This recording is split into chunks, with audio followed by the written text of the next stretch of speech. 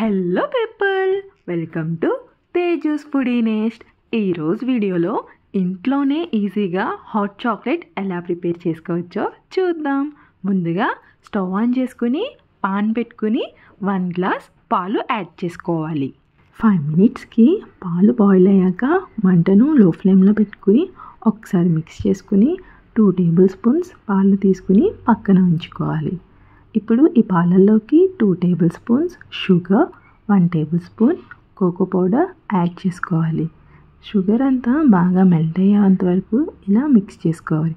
మీరు కావాలనుకుంటే whisker use చేసి కూడా మిక్స్ చేసుకోవచ్చు. షుగర్ మొత్తం ఇలా బాగా మెల్ట్ అయ్యాక 4 or 5 బైట్స్ డార్క్ చాక్లెట్ని యాడ్ చేసుకోవాలి.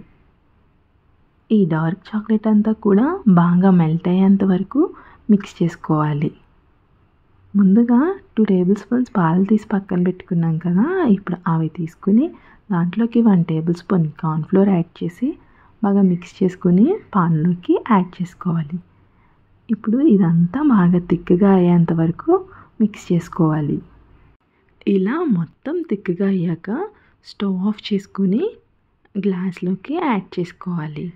మాకు ఇక్కడ వర్షాలు పడి క్లైమేట్ అంతా చల్లగా మారిపోయింది.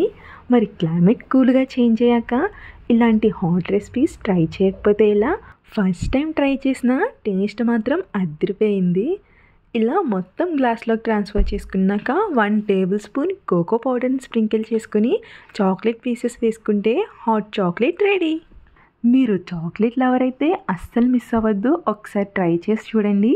వీడియో నచ్చితే లైక్ చేసి షేర్ చేయండి, సబ్స్క్రైబ్ చేసుకోవడం మర్చిపోద్దు. Thank you for watching.